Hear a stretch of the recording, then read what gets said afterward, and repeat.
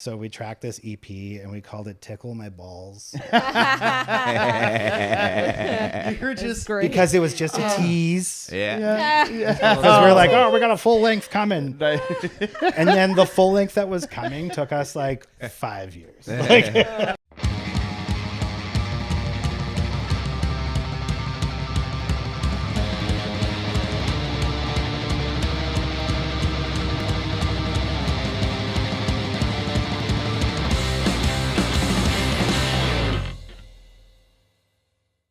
welcome back to the Show with Yours podcast, everybody. I'm Jackie Agnew. I'm Johnny DeVito. And I'm Ty Boisano. Gang, who's in the studio today? That's a great question, Ty, and I'm glad you asked. Today we have fantastic guitar player, the man with the voice of a goddamn angel from Blacked Out and ATD, as listeners will remember, Morgan Farrell, everybody. Let's Welcome to the show. go. Hell yeah, hi, dude. guys. How you for doing, coming on, buddy? man. Thanks for having me. Oh, Oh, man, thanks it's for coming. absolutely our pleasure, dude. And on a show where we could get, as far away from music as possible, I kind of want to start somewhere for the listeners that share the same love for me as punk rock music. You brought an album in today that just highlighted a blind spot for me. Really? Yeah, very much so. I travel so far to see punk rock music and didn't realize, or like always kind of knew that there was so much talent closer to home. Yeah. That I think that there's like a massive Canadian band blind spot here that you have kind of shined some light on for me today, which is fucking fantastic, man. The almighty Trigger Happy. Yeah. Can you tell me a little bit about this band and catch me a little bit up to speed here? Because I mean, I don't know a ton about there's not a lot of information on the internet. I don't know a This is ton an about org punk guy. He's looked. Oh, buddy, I did. I woke up this morning and it was a hangover day. I'm like, is Jackie even going to get out of bed? This is going to be rough. And then, by the time that I could read your text, it was like, oh, I got to like catch up on this right now. And it wasn't homework by any means. I was like, oh shit, this is fantastic. Right. You know what I mean? Any right. fans of like, I don't know, Satanic Surfers or like Cigar? If anybody knows Cigar, I got a lot of those vibes. You know what I mean? Yeah, like Trigger Happy. I mean, same era of punk rock. They're from Toronto. I don't know a ton about like their history and their backstory and stuff. But I do think that there was like a group of bands like Satanic Surfers, one of them, like Lagwagon, like Strung Out, that was like sort of took punk rock and mixed it with like a little more technical, For sure. a lot more guitar riffs, and Yeah. like building on sort of like the melodic hardcore sort of thing that was happening earlier 90s. Yeah. And so yeah, Trigger Happy. Well, I picked that record for a couple of reasons. Yeah, it's got to be significant somehow. I thought you were just going to come in and be like, I don't really know anything about him. I hope you had some information. Yeah. I don't know. No, I picked it for a couple of reasons. And like one of them is just because I was trying, when you asked like me to pick a record, I was trying to think about like, I don't know, what are some records that were pretty influential to me as a musician, as an artist. And I mean, that's like still almost an impossible task. Like so many For sure, records yeah. are For so good. It's a tall order we ask. Yeah. Well, it is Yeah. especially. Yeah, just bring in one record. It is. It actually I was. think for comedians, I think it's like a little bit less or whatever. It's almost like either like what's their favorite or what one can they can kind of like provide like the most shit that we could joke about or whatever. As soon as you have musicians, it's like, oh shit, like they you care, right? Yeah. Deeply about this. Definitely. It's tough to do on it, like just when we do the solo episodes. It's like when it's like your turn to pick. I'm like, fuck. Yeah, Man, like what oh, direction man, am I like, going what to are you go with doing? this? There's Like, you just have free reign. So Like, you're gonna do it many again. albums that Yeah, you're like, they're so well, good. this was cool. This one meant a lot. Yeah. This was Exactly. Really Yeah, it really music's just matters such, what like, a happened broad, that day. Yeah. I mean, we could go like anywhere or whatever, but so for like for punk rock, it's one of those things where you're like, I fancy myself, a fan or whatever, maybe like more so than the average, and I look like hard for shit that I haven't heard before, and I just feel like there's just like a diamond that's just been sitting there the whole time that I've just been like walking past. Well, that record, if you've never listened to it before, is definitely that. Yeah, It's like absolutely. just like this like gem of a record.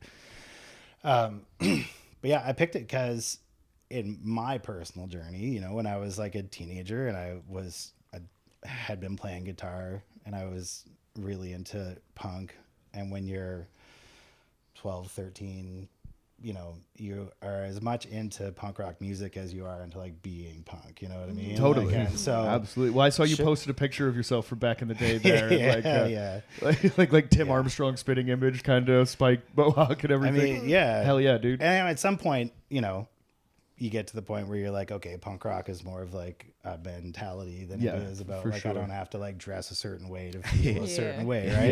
Yeah. Not every pant needs to be plaid. Yeah, totally.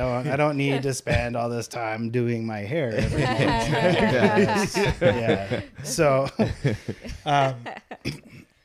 when like that record came out in 1997, so I was like 16 or whatever when it came out. I'd been playing guitar for a few years and had been in bands, always like punk rock bands and stuff. But I was like, you know, super into like Minor Threat and like the Exploited and like older punk rock. Totally. But as my guitar like skill was improving, I was kind of like looking for more, you know? And so I was getting into like Slayer and Megadeth and stuff because I wanted to learn those riffs. Wanted to fucking shred. Exactly. And those were like the guitar playing is a significant step up, but it was like matching like my skill level was growing or whatever. And but I still was just like I love punk rock though. I don't like metal. I mean, I understand why metal is really important to like a lot of people. Totally. But my heart was with punk rock, right? Yeah. And definitely. so this record, I'll Shut Up When You Fuck Off, which is fucking fantastic. Great title. Great title. One of the best. I was over at my Another one of those things. How have I not heard about this? Yeah, which is like the most Canadian title ever. Hey, bud. Shut up when you fuck off. Totally. And so I'll never forget it. It was Halloween during the day, and I was over at my buddy's, my bass player at the time, my high school band. I was over at his place, and I was like, man, can you just like show me like, you know, like I've been sort of getting into some skate punk stuff, but I was like, can you like show me like some band that like, you know, that's just fucking, you know, like whatever. Yeah. And he's like, well, if you want like Give me a taste of the perfect goods. fucking skate punk record, he's like, you need to hear this Trigger Happy record. And it had like just come out, I think maybe like, I think this might have been like a year after the record came out or something. And so we listened to it, and my mind was just like, this is exactly what I'm looking 10 for, out of 10. right? Yeah. And so then I used to do this like super embarrassing and super annoying thing where I would borrow a tape or a CD from a friend, but not tell them about it. But then no, hear me out. I would give it back always, but I'd take it home and like record it and tape it and then like give it back to them. But I would tell them after, like, hey, I borrowed that tape from you yesterday. Like, you fucking bastard, you stole it from my house. I'm like, no, I'll give it back. It's right So anyway, I did that with Trigger Happy. That's not that bad, yeah. Because In the night, you just come back. Well, because people won't, like back in the 90s, like wouldn't like lend you their shit because they're like, you're gonna scratch the CD or I'm never gonna see this again. Or it's gonna like you're gonna put it in somebody's car and go smoke weed and forget about it. And then next thing I know, I find out so and so has it. You know, like, you know, that's I remember the days. So I was like, I'm Crack it, you responsible. fucking asshole. So I borrowed it from Evan. Thank you, Evan LaValle. Shout out. And then took it home, or I had it in my car. And anyway, fast forward a little bit later, and that night I was on acid, and because it's Halloween, and of course. we were like sitting in my car, and I just remember thinking, like, I just was letting the tape just like play like over it, you know, the side would end and it would just switch over, and I just kept remember thinking like, just listen to this fucking music. Like, so I like sort of created this bond with the record, and I've like loved it ever since. And then fast forward about 25 years, so. Well, maybe not that long, but a number of years. Yeah. And my partner and I, when we had like first started dating, went to Toronto as a birthday present for me. They bought me tickets to a Jays game because I'd never seen the Blue Jays, even though I'm a big Jays fan. Nice. And we were like, let's go have a trip to Toronto. Oh, yeah. So after the Jays game, we're out partying, and we not we, I get like annihilated. Like, You really put the I in I. yeah. Personal responsibility is important here. My partner's more like Saren's like, I'll have like a drink, Right. every like, every hour or something. Yeah, Or like, yeah. and like sort of taps out after like a few and never really gets like fucked up. But I'm like less so now that, we have a kid and stuff. Yeah, but yeah. like back then I was more like I'll have like a beer and 2 shots immediately kind of. Yeah. Let's just Yeah. get her done. The beer's never completely empty. And so I'm like, order another one. piss right in the middle of Queen Street like style drunk after this Jays game, and we went to like a few of like the venues and like sort of cooler like punk rock bars and stuff in Toronto, and we took I don't know why I remember this, but we hopped in a cab to go to the Bovine, and the cab driver was like, "Are you fucking kidding me? It's like a block and a half up the road." I was so drunk that I was like, I need a ride. $38, please. Yeah. And so we take a cab a block and a half to the Bovine, and we walk in, and I remember like looking over and seeing the singer Trigger Happy. And I'm like, oh shit, are you Al? And he's like, yes, I am. I'm like, Did you recognize him off the back of the cover? no, we're like friends on that Facebook. Oh, okay. So we also, I played a gig with him too. I sort of skipped over nice. that spot. I was gonna say, you left out some information. I'm sorry, that's Al. A lot of details. Anyway, Wait. but he like doesn't How know. far into did this band did that acid trip bring you? So he doesn't. Well, okay. So we're like friends on Facebook. That's the only reason why I like recognized him, because we played a gig with him again in the '90s. So like, it's not like I remember what he looked like. Yeah. But anyway, I look over and I'm like, "Are you Al?" And he's like, "Yes, I am." And I'm like, "Oh, fuck, I played the gig with you guys. Fuck, I love your record." Oh man. Oh yeah. And I started thinking to myself, and also back in those days, I was still like doing party drugs. Yep. And so was Al. Al's been sober now for a number of years, but at that time Al was also. And I like ask Al, I'm like, hey, is there like a guy in the bar that I can I need to like sober up? And he's like, no, there isn't. He's like, but if you want to go do a bump or whatever, like out of my bag, that's fine. I'm like, yeah. And then I do that total fucking asshole thing where I just go and like hammer his bag. Myself up. We've all been there, Anyway. Take a deep breath and think about what you've done. I remember just like handing it back to him. He's like, are you... Come on, man. Yeah. But anyway, we've been... He like seemingly doesn't hate me. Yeah, you had a rocky relationship. You got a pocket full of someone else's CDs. Yeah. All these surfaces to do somebody else's stuff. Also in that conversation, because then we like chatted and hung out for like a while, right? Yeah. And You're also gonna in that chat after that, conversation, I tell him how I really liked the next album, I Hate Us. And he was like, how did you get that record? Which I had like downloaded off of like Napster in like 2000 or whatever. And I didn't actually know this, but they never released that album. So he was like, so you stole our record. Somebody like leaked it online. Keep fucking up with this guy. I know, man. I know. That is so Anyway. funny. Al's a wonderful guy. Trigger Happy's an amazing band. Yeah. And I, at times, have been a total jackass. So we like... So that is partially some of the reasons why I chose this record to talk about today. This is what this show's all about. Wow. It's a very it's fucking awesome. It's a great record. It's like anytime this is the problem with getting older too. It's like and doing this podcast, especially with you, the amount of skate punk that I've been back listening to, because it's like I put it down for a long time.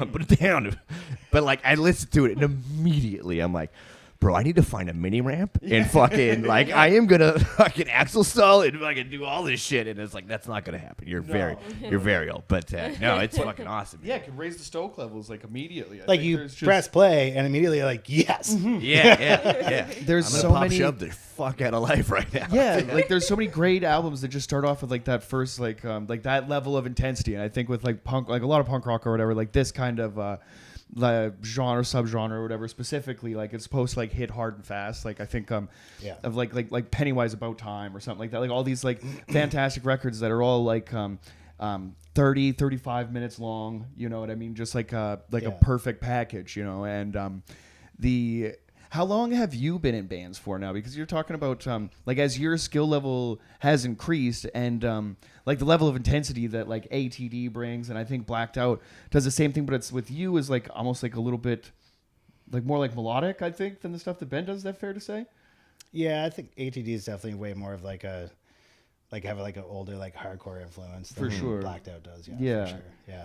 So like at some point where like how long have you been in bands for, and then where's the you know, like when did have you been kind of playing this style of hardcore this whole time? Yep. I got a bass guitar for my 14th birthday. Hell yeah. Sick. Which Do you remember what it was? 90. Yeah, I still have it. It was Shit. It was a Fender, like a Squier version of the Fender Bullet. Nice. Yeah, Sick. Still the bass I use when I'm like demoing songs at home and stuff. That's dope. Yeah. And I like got a bass, and me and some buddies started a band like immediately, like in like a month or two. So think about how bad that was. I want to hear, like how, like exactly. Like what's I want to hear like the whole evolution to where you're at now, because you're pretty fucking polished, man. Your stuff sounds amazing. Why, thank like, you. Like Blacked Out, fucking like the EP rules. We'll talk more about. Thank that. you. I mean, so that band, I mean, whatever. We were trying to write originals. Like, so we're like a bunch of like 14-year-old kids who all just started playing our instruments in the last like 3 months. Know nothing about like how to play or how to write or anything. Yeah. And we were like writing originals. What was the name of the band? And do you remember any of the song titles? I mean, the name of the band was the Whiz Kids. I think. Hell yeah. Ourselves. I'm into that. Yeah. The Whiz Kids. That could be on Zoom. On Yeah, PBS. exactly. Well, it could be a punk band or like a breakdance crew. Yeah. These kids. And we were really bad. I don't remember the names of the songs. There was one song called "Don't Believe Everything You Hear." Hey, there you go. Yeah. And that thing I do remember about that song was I didn't sing in that band. Our buddy Dan was the singer, and he like had some lyrics. Dan, like, not a great singer. I wasn't a great bass player. Yeah. Our drummer was probably the most polished like musician in the band, and he had also he was a drummer. I mean, he's a drummer now. But at the time, his brother was a drummer, so we were like, Eric, you're playing drums. Nice. There's a drum set in your like house, so we can be a band today. Yeah. If you get your ass back. That really is a giant deciding factor. I mean, It's like, I who has think- room for Who a drum already set at has their house? drums, Whose yeah. mom's gonna let them have a drumstick? Oh, Yeah. you're in the band. I think he had been like sort of playing for like a few months or something. But yeah, I just remember we had like a chord structure, and Dan had like a melody, and Eric was like, I think this beat might fit it, and it did. Like none of it all worked together. Yeah. And then we were like, this is great, and we got up and played a gig in front of people. Nice. Fuck yeah. Yeah. Were you And doing I know we tried to do we like sort of did Minor Threat. I think we did Straight Hell yeah. That was in our Yeah. set. Sick. That's awesome. I don't know. Yeah, you always I had don't to know. sprinkle in a couple covers. Yeah. It's Yeah. like stupid how long? covers. you would do. What's like a set time for like an early, like a band starting out? How long are you trying to fill? I don't even remember. Yeah, I don't know. I think 15, 20 minutes or Yeah, it was something? like I remember having to do like 20 or a half an hour. Yeah, like, yeah. At like a rec center. yeah. Yeah. Oh yeah, it was Oh, like rec- a community hall in Yeah, rural dude. Nova Scotia. Like Yeah. it was like Oh, that's so fucking Yeah. sick. Yeah. yeah. And like I'm pretty sure it was just like sort of one of those like community like talent show things. So there was probably like somebody like Oh, there's doing, someone like, tap dancing. There's yeah. I think sure. it was something like that. It wasn't like a show. Nobody's there for like a There- punk show, but like the four of you come out, they're like, I think there. Well, I think there were a few bands, but then there was like a few other things too, if I remember correctly. That was my first gig of my entire life. That's awesome. That's so dope. Yeah. Did you let's open this fucking pit up, or is there any like, cringe? Is there any cringe moments? I don't think I had that confidence just yet. Yeah. But from there, I joined a band called Cuckoo Head. Hell yeah, I'm into which that. was awesome, and they were like sort of one of the bigger bands for our area, which was a rural area outside of Halifax. Big fish out there. Oh though. yeah, Shout out, yeah. But Cuckoo Head was like, they were already an established band and asked me to join.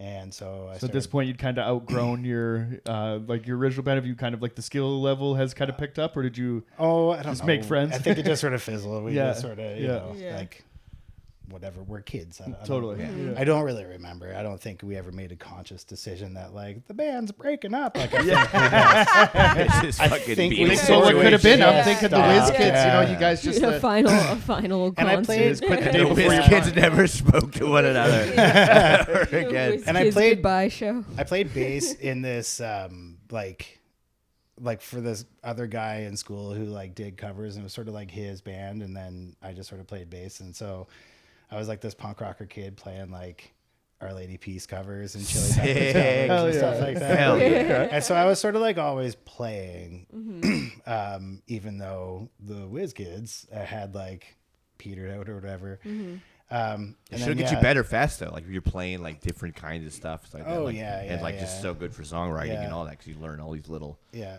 And then tricks and stuff. I joined Cuckoo Head. I mean, I'm talking like this is like I was like 15, I'd only started playing when I was like 14. And then the guitar player left Cuckoo Head, and I could play guitar like better than, I forget how it worked out. I remember like we were like, well, we can't really find a good guitar player, but I was good enough to play the songs, and we could find a bass player or something. Right, like yeah, that. yeah. Okay. And so I moved to guitar, and then I sort of from there just stopped being a bass player and just started being a guitar player when I was like 16 or whatever. Wow. And from Cuckoo Head, I joined a band called Slump when I was still in high school. I was in grade 11 or 12. And the drummer of Slump is Ryan Walker, who's the drummer in Blacked Out. Oh no shit. So Okay. him and I have been playing music together since like 1998. And all across the country, you guys start Fucking and form out east. Yeah, we so Slump, we like played around the East Coast, like we did some trips to like New Brunswick or whatever, Yep. and the Maritimes, and then we both moved to Alberta together in like 2001 or something, and I had like been writing some songs that weren't really fitting like Slump, but also like Slump was like kind of petering out a little bit at the time, and like Ryan and I were like ready just to like leave. Yeah. It was the Maritimes back in those days, like the economy wasn't so awesome, and when you're young you're like, I'm out of here. Yeah. So it was when I was working in like Fort McMurray in like 2008, like around that time, there was so many people from Newfoundland. And that was always the joke, is that like when you graduate in Newfoundland, your gift that your parents get you is a one-way ticket to Alberta. that was there was a huge migration of young people from the Maritimes to Alberta at the time because there was work, right? Definitely, yeah. And so anyway, Ryan and I just moved, and then we started Blacked Out. We lived in Calgary for like a little bit, and then we moved to Banff, and then that's when we were like, let's like get a band fired up again. Yeah. And so this was like 2002, 3. We had been writing songs and jamming together, and we've been looking for a bass player.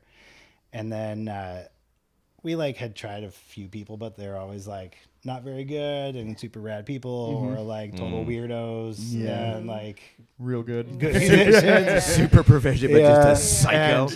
Terrible to be around. Yeah. And then our buddy Jerry was like, you should meet this guy Wade. He can like, he's pretty good and He can hang. he can like play Metallica songs and stuff. He's probably Oh, good yeah. enough to like play with you guys. And we were like, okay, cool. And then we met Wade, and Wade showed up to jam. And he had this ridiculous car. Its name was El Nacho. I don't remember like what car it was, but it was like one of those like 40-foot long boat. Hell things Yeah. That he put like a racing stripe down the center just with like a roller.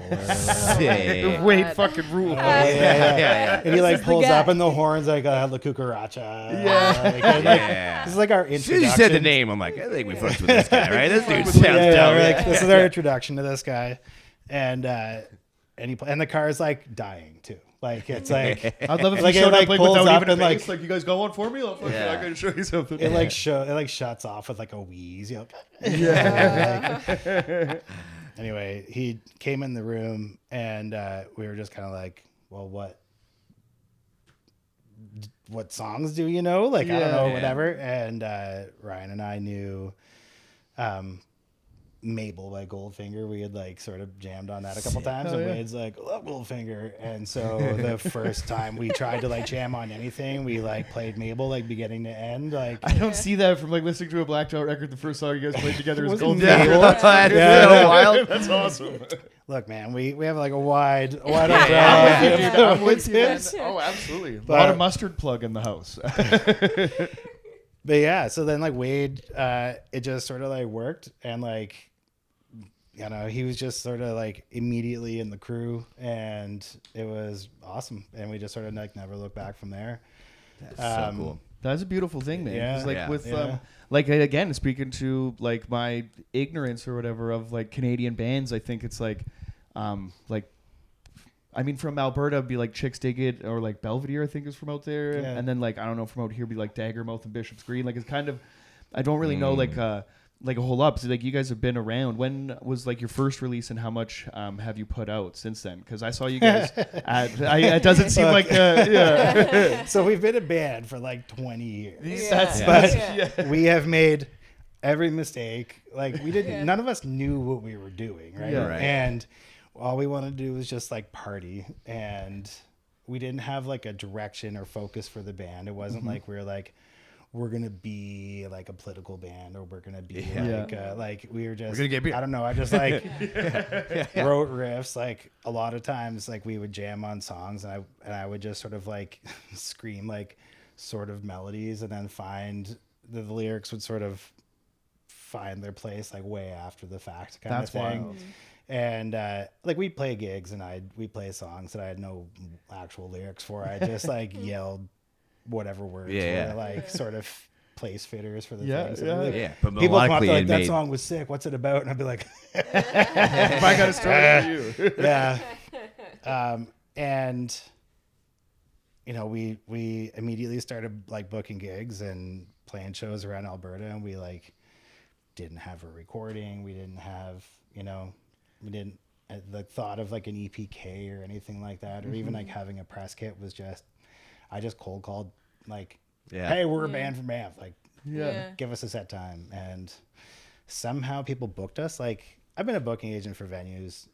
If somebody just called me and said, hey, we're a band, Well, like, dude. can we get a Yeah, gig? man. I would be like, no. Absolutely. I mean, we Hear what experienced, you we are. experienced a little bit as well. Like, hey, we tell jokes. Yeah, They're like, exactly. sure, come on in. Do the same thing, right? Like I'm. It was like, wild. We didn't say shit for that. I think we said like maybe a couple clips, but like Yeah. really, Yeah. not at all. I Like, think people have been like forgiving, but on some things like some shows are just harder to get on. I don't know if the person that like hasn't heard of you or Right. they don't give a shit or whatever. Like Yeah.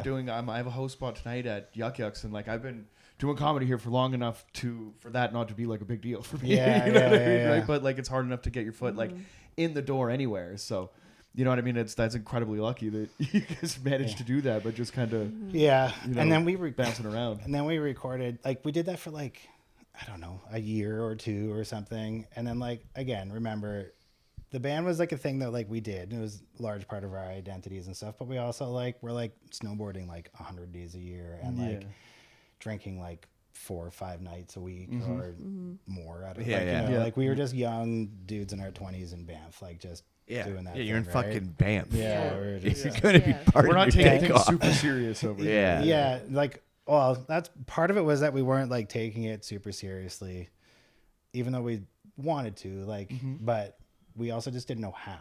Like, we didn't know what we were doing. Right. And so it was just sort of like us just like trying what we sort of, you know, figuring it out as we go along. Is there like a scene big enough in Banff that there'd be like a bigger band that could show you kind of a Hell couple no, things? we were the scene. We were the only band. Fair enough. And so we also were like, whenever we played a show in Banff, it would pack the bar and it would be, you know, because Banff is, I mean, it might be different now. I haven't lived there in a long time, but back then we used to say it was a party scene. It didn't have a music scene. It had a party scene. And if you happen to be the band on stage or the reason why people would go out to party, then, you know, great. But like nobody's really there. There's a handful of people there to be like, oh, I love this band. Yeah.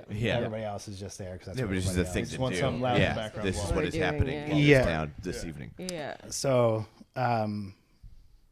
we eventually got around to recording this EP by ourselves. Wade and I were living in an apartment building, and we tracked an EP in our apartment, like drums, guitar takes, everything. So What does that sound like? Yeah. I mean, we for the fact that like we did it ourselves, or like with our buddy Chris had like just finished like sound engineering school, and so he like knew enough to like get us up and running. But yeah, like, you know, we were all pretty green at the whole thing, and so we tracked this EP and we called it "Tickle My Balls" You're just Great. because it was just a tease. Yeah. Because we're like, oh, we got a full length coming. And then the full length that was coming took us like 5 years. Like, I love it. It's so rad. once we had this like 5-song EP that we never really officially released, we just burned, and we would go get like, you could go to Staples and get like the things of like CD stickers. And so we'd have like our logo put on them. Yeah. Oh yeah. And then we would just burn CDs and put stickers on and give those out at shows. And then we toured off of that. We toured like coast to coast in Canada. All over Dude, the those place. stickers were so dope. Just matte paper. Yeah. Yeah, exactly. They get wet, they'll bleed, and go shitty. And like, yeah. For sure. Yeah. No one's stealing that CD. I'll tell you that. But we'd That's give a them red the flag. people like at gigs, and then like Yeah. we'd be like loading out, and we'd see our CDs like in the alleyway outside. Yeah. But be like sick. Right. Yeah. It's fucking Awesome. dope. But Gonna pick those up. yeah, like, Yeah. that was what we thought. I don't know why we thought that was like good, but we were like, we're getting our music out there. And Yeah, this trying is to like do pre something. like MySpace, pre like Right. you know, Yeah. and so. That is the way you get your music out there now. Yeah. That is. Yeah, it was Well, like just how sort else of- would you have done it at the time? You know what Yeah, I mean? Like, it I mean, it's got to literally be a is kick what in the you're balls doing. when you see it in the alley afterwards. But I'm assuming some of those made him home. Yeah. Totally, yeah. Like now that we're a little more established and like know what we're up to, like people come out of the woodwork every now and again and say like, "Hey, I have every release you have," and I'm like, "I bet you don't have them all." And they're like, they should just like send me a picture, tickle my balls, and I'm like,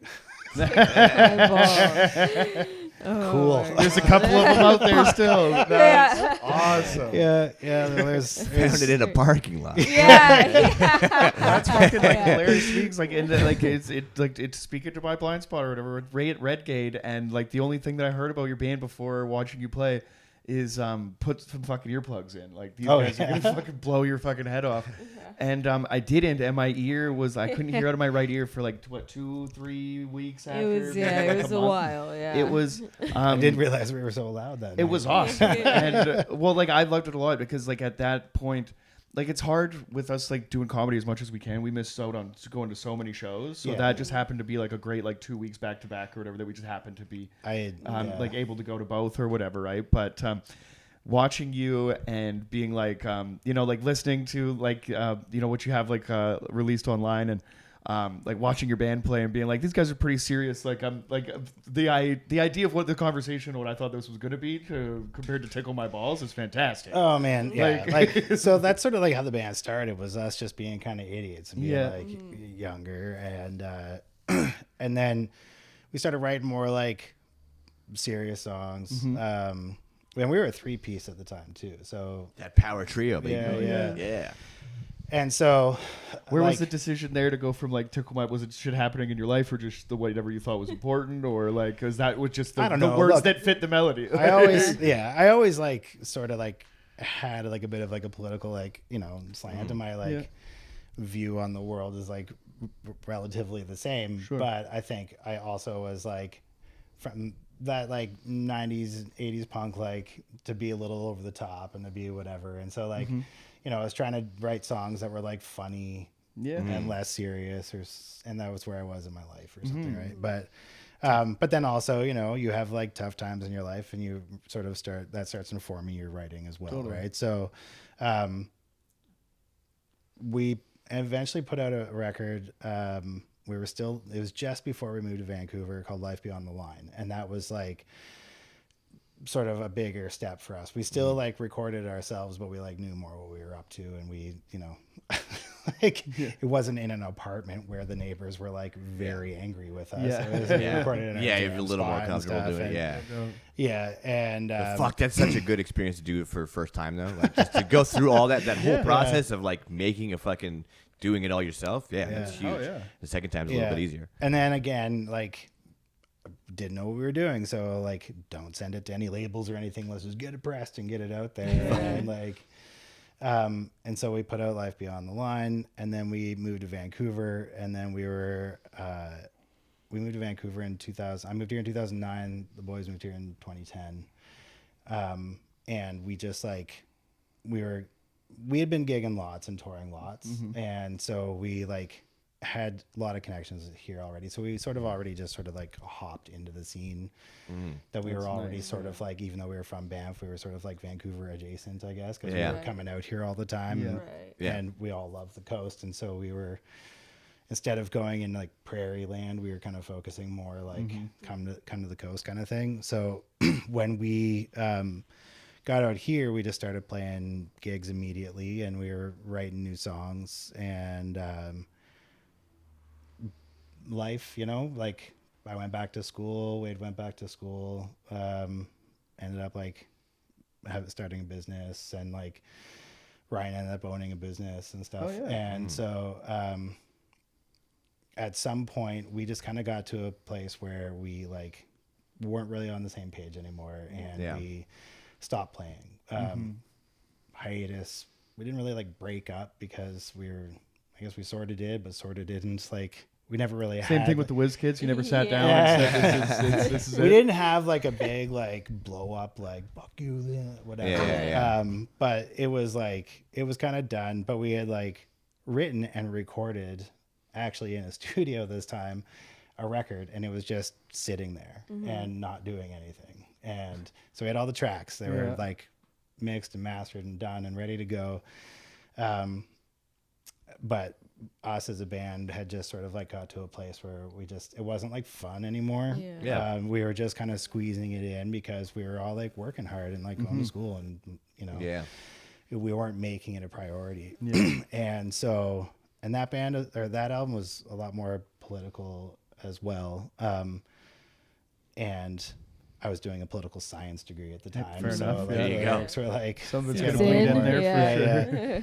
And then I had a really bad car accident, and I had head injury, and I was like out of commission for like a long time. Oh damn! And like in that time where I was like kind of out of commission, I think it was a bit of like a, we missed our buddies. Like I missed my friends. Wade messaged me one time. I was like, man, I fucking miss like going into the jam room with you or whatever, and like, and so the three of us decided, let's just like maybe reevaluate, because we were at that point sort of trying to take it seriously. It was like one of the main reasons why we moved out here to the coast, was like to try and take the band a bit more seriously. And then we got here, and life gets in the way. And all that sort of shit. just got in the way, And so when we decided to get back together. Even though we like never got rid of our jam spot, we were all kept paying for our jam spot rent and left our gear in the jam spot. Oh, that's just, the most telling shit ever, though. But just you know you still that's want what it. I mean. That's what I mean. Like we didn't like break up, but we just sort of like we're for like sure. we were like, yeah, we need a fucking break for a little while, right? And so when we reevaluated and just said, look, like we just want to get like go have a couple beers with our buddies like once a week, and not try to play lots of gigs and whatever, and just like be a little more picky and choosy about the shows that we play, and you know, maybe it doesn't have to occupy the same like space like in our priorities, but it's still we just kind Thing that we get to do. still the thing we want to keep doing, and like if like cool shows come along, then we'll play them, right? Totally. Yeah. But then like as soon as we started doing that, it just Cool shows started coming started out. happening, A whatever. lot of fucking cool shows out there. Shows popped up.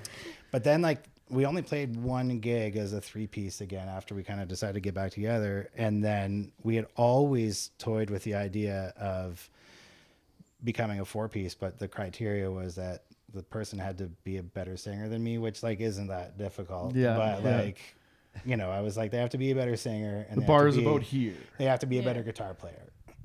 And Lee and Ryan had been in a band together. They had this sort of like stoner rock like band about that was like all the songs were about Vikings and shit. Hell yeah.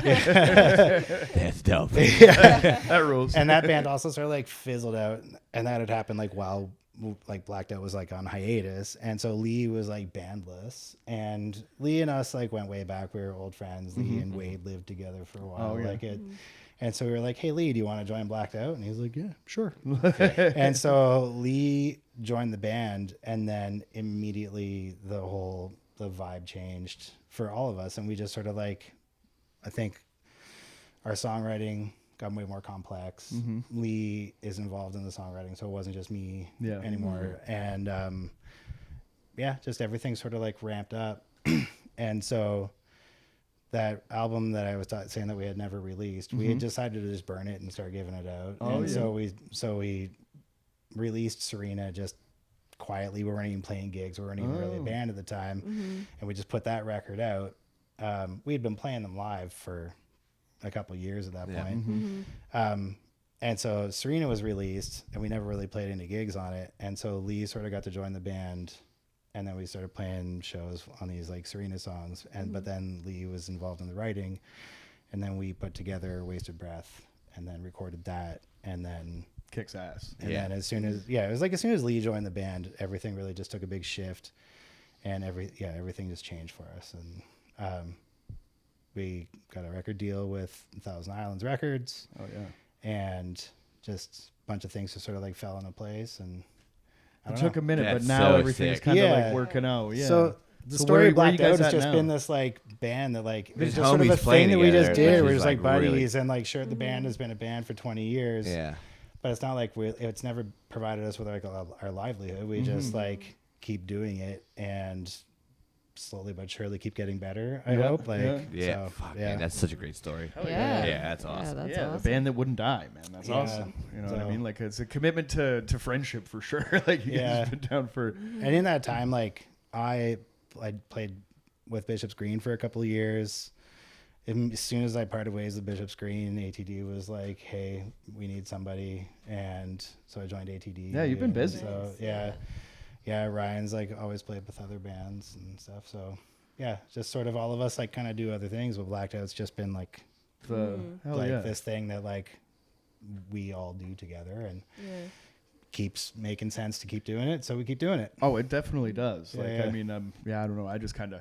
I'm very late to the party, but you know what I mean. Glad. I mean, a lot of people are. The fact that we've been like a band for a long time, and people are still like, "Who's this new band?" And I'm like, Who do you do? We just didn't I might be know- guilty of that. Yeah. I've messaged a Yeah. few people, be like, "Man, these guys, you got to check them out." "Well, that's great. I appreciate that For sure, but yeah. without just I think like that blind spot exists like everywhere. It doesn't matter how like I don't know, with like maybe with like Canada, especially with like friends of mine living in like rural places or whatever, their opportunity to come out and see bands, you kind of you're like stuck with like, you know what I mean, the I don't know, like the big five for lack of a better term, and then like the you know, like the 10 underneath was gonna be like Rancid, NoFX, Bad Religion, or whatever, and then like whoever else is on those labels and stuff like that, from like Anti-Flag, Bouncing Souls kind of level and stuff like that. Something that's that like they deem worthy to take the day off of work and drive out 4 hours and see or whatever. Right? And I think that's what. Well, like I mean, now with you know, with Spotify and things like that being like, you know, so much easier or whatever, all you need is a link. You can just send somebody, exactly, which is like a lot easier, right? And I think I'm guilty as you from, you know, like growing up in these like areas and just having to find more like obscure shit, right? If you like something, then you like it that much, and you know there's a million bands out there that kind of sound pretty similar or whatever that are doing the same thing. Then it's just a matter of you kind of putting, you know, boots to the ground and seeing what lengths you're willing to go through to steal their music. And yeah. And Totally. my goodness, do I have a sack of loot at home? That's awesome. But now that so what's going on now? You just posted yesterday that you built a guitar. I did. Is that going to be like a hobby moving forward, or just something cool that you got to do? I want to talk about that because that looks pretty badass. That was the plan. Yeah. So Yes, Johnny showed me this. So it's like kind of like a Les Paul copy. It looks Yeah. fucking stellar, dude. Thank you. Yeah.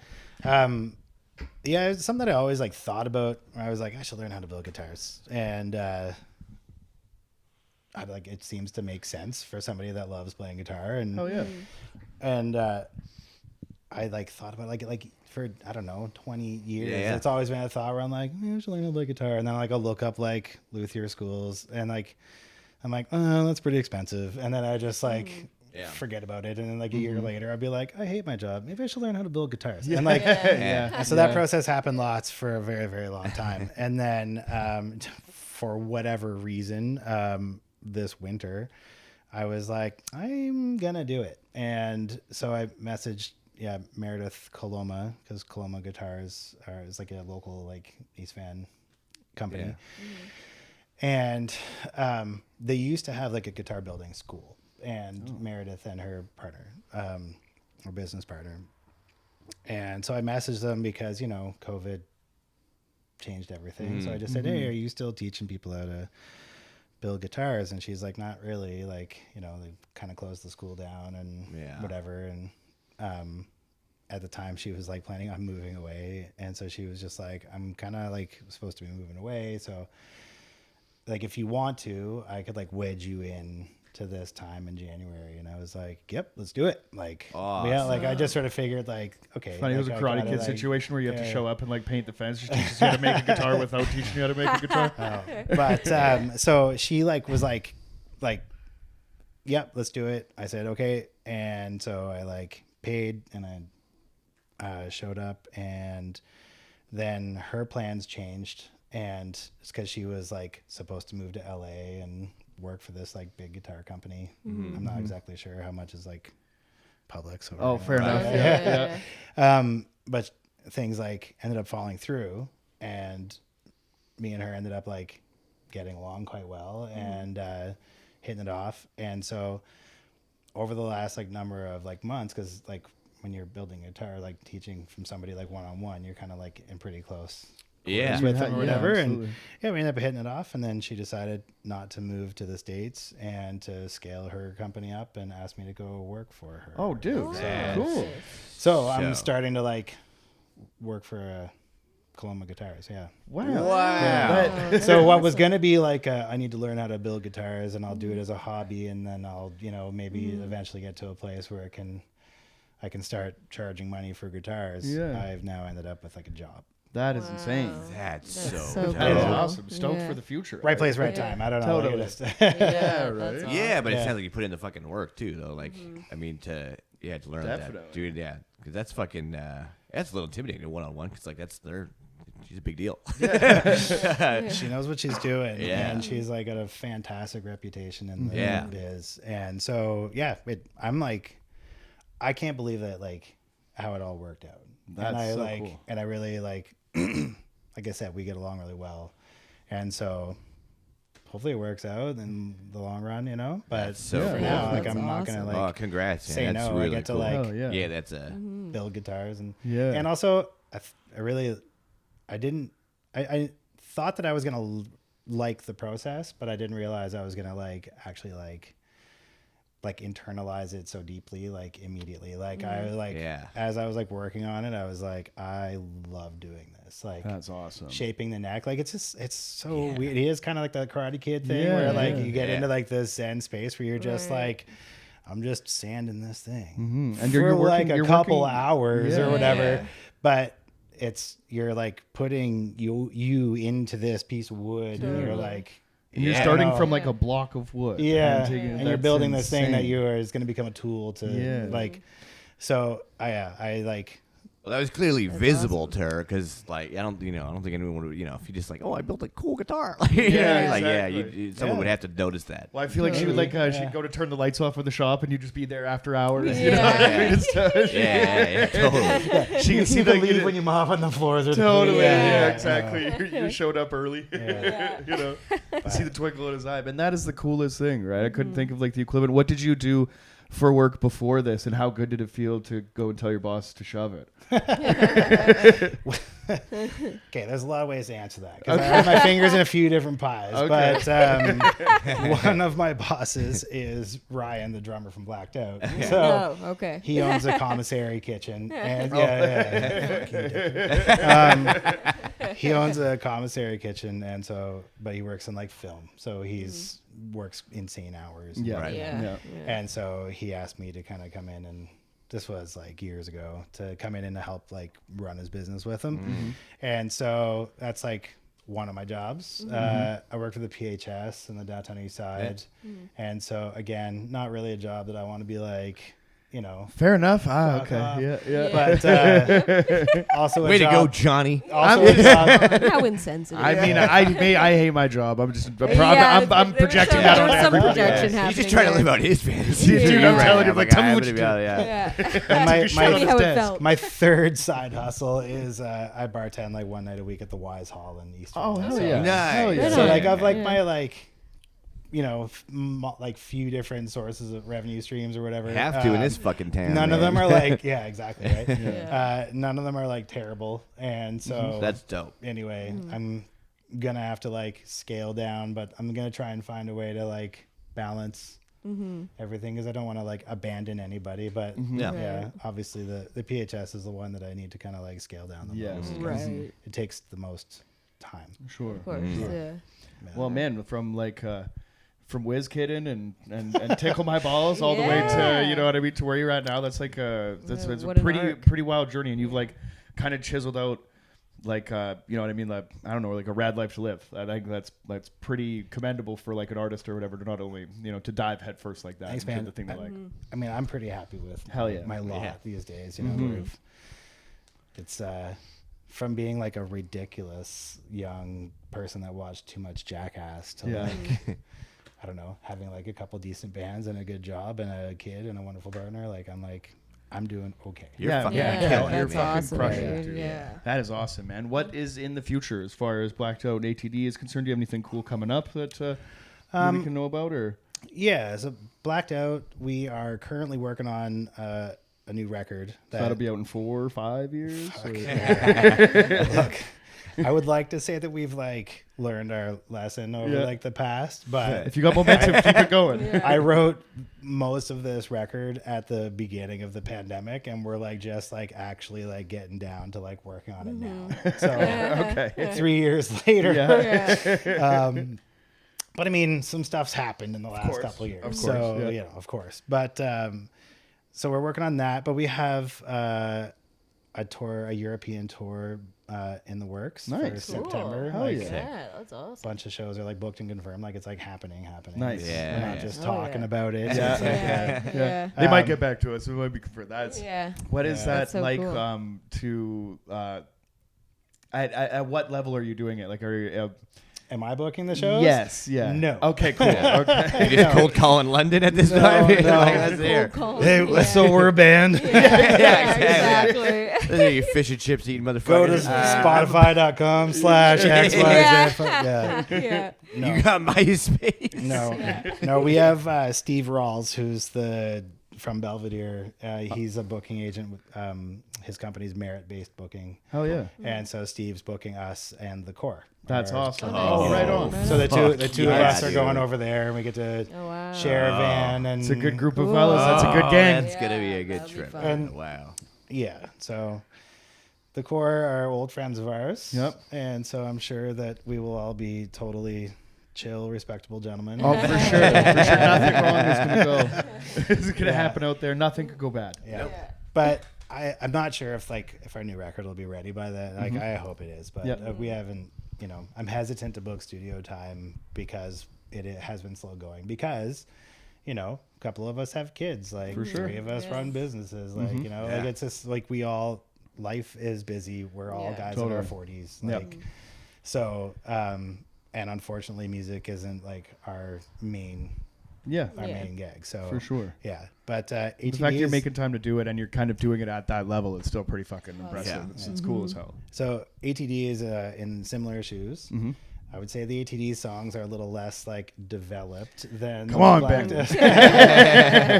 Like we have a good album or more is like worth of like songs that need to be like we need to like put some work into them to get them ready. But luckily ATD songs like can come together pretty quick because That's kind of sometimes they're the 45 spirit- seconds long. The or spirit of the whatever, nature so- of the band. Yeah. yeah, they don't take as much work as like a 5-minute blacked out song For or sure. something. Yeah. So, yeah. But ATD is same sort of deal. We're trying to like not to play as many shows so that we can like focus a bit more on writing. Yeah. So Play yeah, the bigger ones and Hell yeah. fucking keep writing. Yeah. yeah, Well, you're killing it on all fronts, man. Yeah. And Thanks, guys. thanks so much for coming in. yeah. And I think we're going to land the plane right there, ladies and gentlemen. Fuck Yeah, Hell thanks yeah. for All having right, thanks, on. man. That was That was awesome. Thanks, guys. Thank you. Cheers. Peace.